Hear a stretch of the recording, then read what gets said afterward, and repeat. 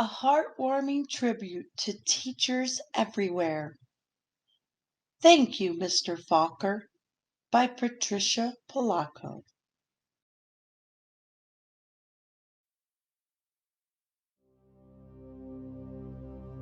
The grandpa held the jar of honey so that all the family could see, then dripped a ladle into it and drizzled honey on the cover of a small book.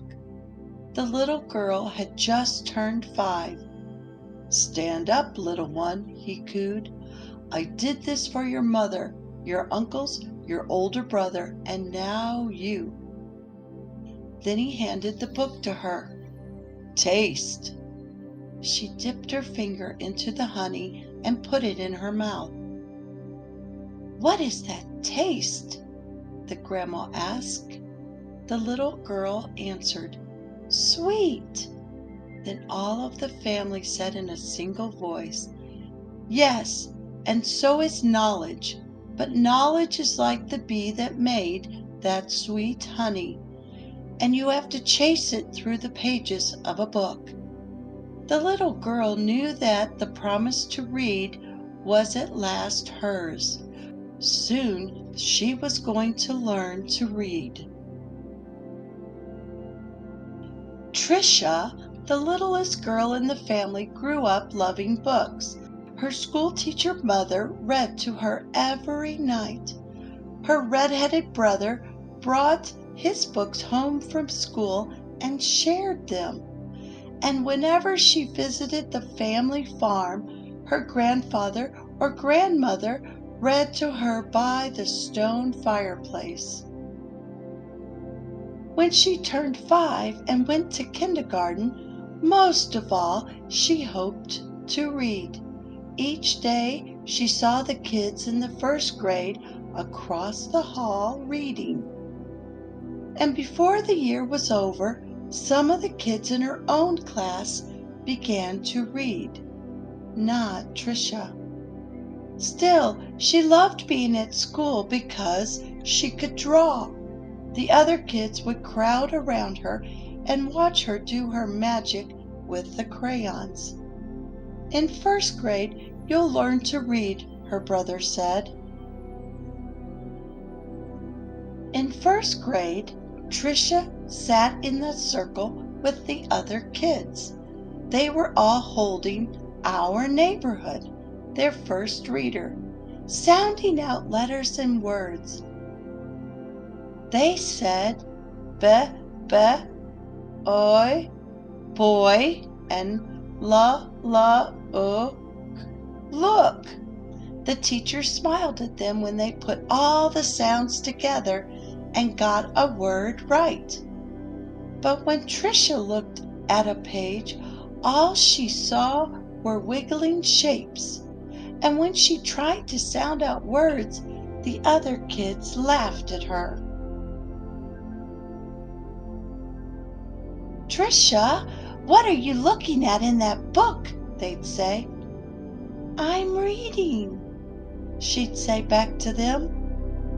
But her teacher would move on to the next person, always when it was her turn to read. Her teacher had to help her with every single word. And while the other kids moved up onto the second reader and the third reader, she stayed alone in Our Neighborhood. Trisha began to feel different. She began to feel dumb.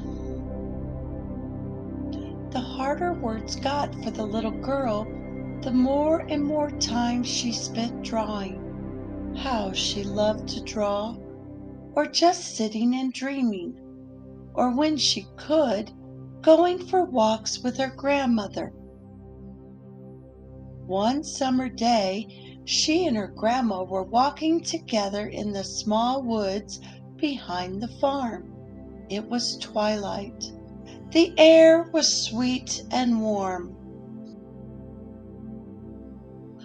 Fireflies were just coming up from the grasses. As they walked, Trisha said, "Grandma, do you think I'm different?" Of course, her grandma answered. To be different is a miracle of life. You see all of those little fireflies? Every one is different. Do you think I'm smart? Trisha didn't feel smart. Her grandma hugged her. You are the smartest, quickest, dearest little thing ever. Right then the little girl felt safe in her grandma's arms. Reading didn't matter so much. Trisha's grandma used to say that the stars were holes in the sky, that they were the light of heaven coming from the other side. And she used to say that someday she would be on the other side where the light comes from. One evening they lay on the grass together and counted the lights from heaven. You know, her grandma said, all of us will go there someday. Hang on to the grass or you'll lift right off the ground, and there you'll be. They laughed and both hung on to the grass. But it was not long after that night that her grandma must have let go of the grass, because she went to where the lights were, on the other side. And not long after that, Trisha's grandpa let go of the grass too. School seemed harder and harder now. Reading was just plain torture. When Sue Ellen read her page or Tommy Bob read his page, they read so easily that Trisha would watch the top of their heads to see if something was happening to their heads that wasn't happening to hers. And numbers were the hardest thing of all to read. She never added anything right. Line the numbers up before you add them, the teacher would say. But when Trisha tried, the numbers looked like a stack of blocks, wobbly and ready to fall. She just knew she was dumb. Then one day, her mother announced that she had gotten a teaching job in California, a long way from the family farm in Michigan. Even though her grandma and grandpa were gone, the little girl didn't want to move. Maybe, though, the teachers and kids in her new school would know how dumb she was.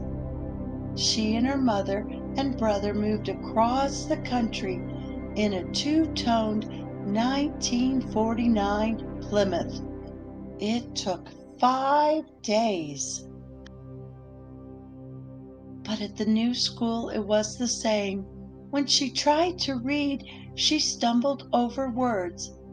The cat ran. She was reading like a baby in the 3rd grade. And when her teacher read along with them and called on Trisha for an answer, she gave the wrong answer every time. Hey, dummy, a boy called out to her on the playground. How come you so dumb? Other kids stood near him and they laughed.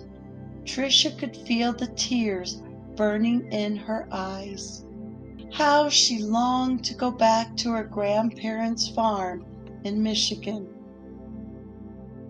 Now Trisha wanted to go to school less and less.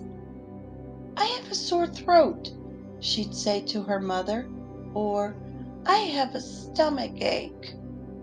She dreamed more and more and drew more and more, and she hated school. Then, when Trisha started 5th grade, the school was all abuzz. There was a new teacher. He was tall and elegant. Everybody loved his striped coat and slick gray pants. He wore the neatest clothes.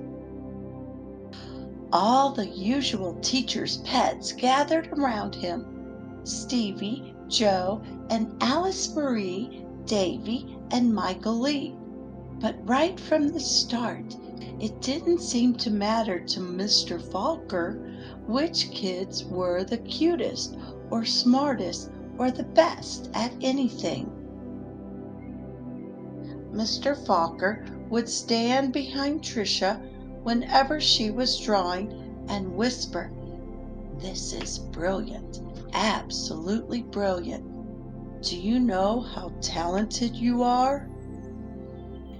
When he said this, even the kids who teased her would turn around in their seats and look at her drawings.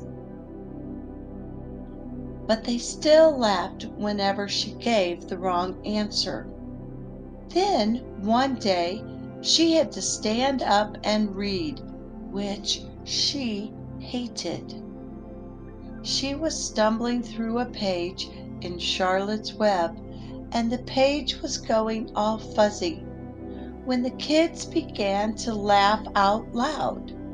Mr. Falker, in his plaid jacket and his butterfly tie, said, "Stop! Are all of you so perfect that you can look at another person and find fault with her?" That was the last day anyone laughed out loud or made fun of her, all except Eric. He sat behind Trisha for 2 whole years, but he seemed almost to hate her. Trisha didn't know why. He waited by the door of the classroom for her and pulled her hair. He waited for her on the playground, leaned in her face, and called her Toad.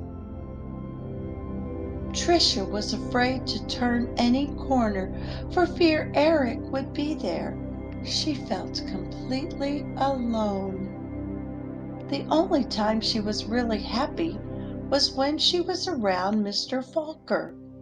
He let her erase the blackboards. Only the best students got to do that. He patted her on the back whenever she got something right, and he looked hard and mean at any kid who teased her. But the nicer Mr. Falker was to Trisha, the worse Eric treated her. He got all the other kids to wait for her on the playground or in the cafeteria or even in the bathroom, and to jump out and call her stupid or ugly. Then Trisha began to believe them.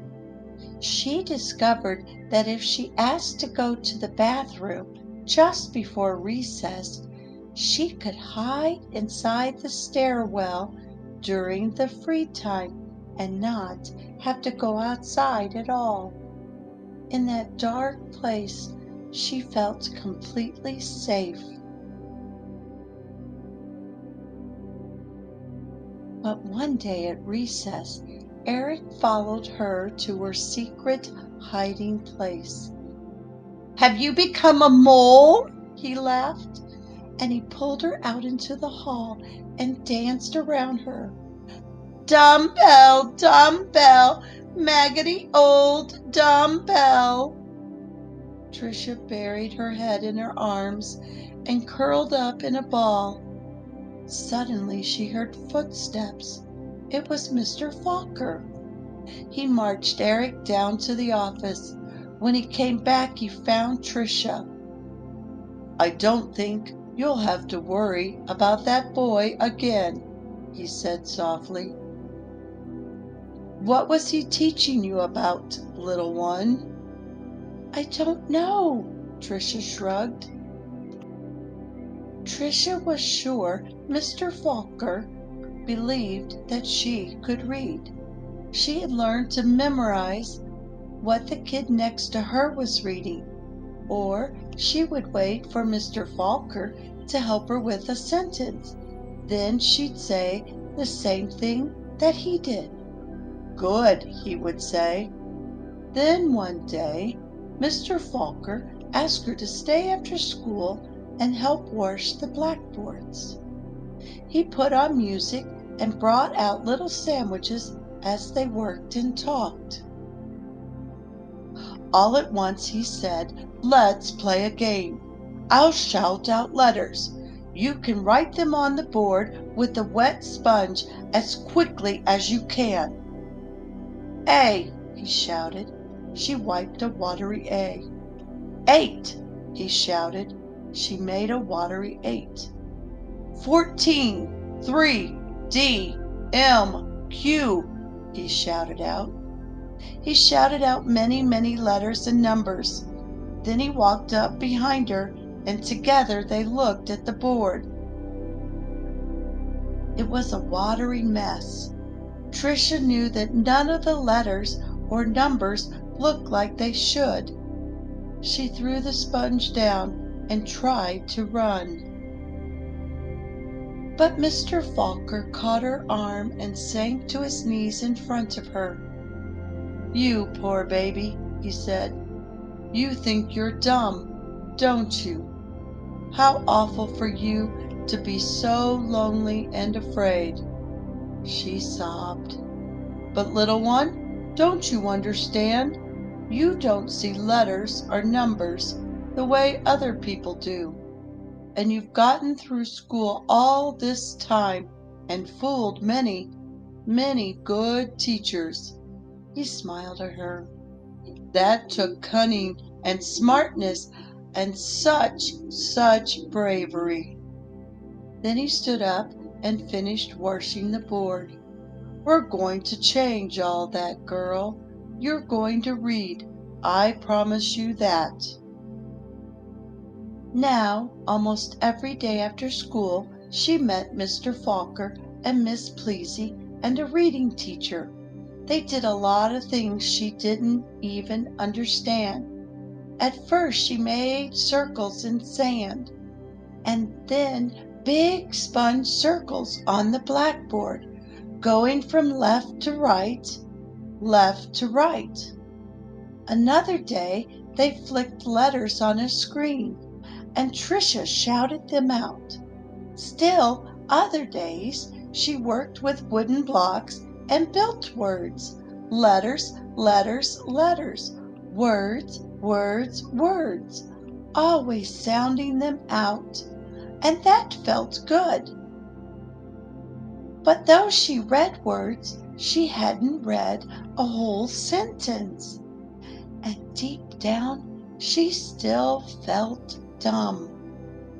And then one spring day, it had been 3 months or 4 months since they had started, Mr. Falker put a book in front of her.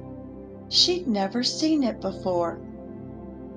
He picked a paragraph in the middle of a page and pointed to it.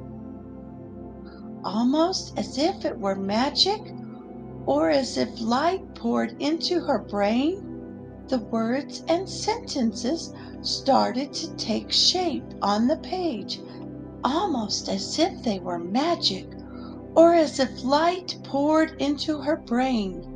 The words and sentences started to take shape on the page as they never had before.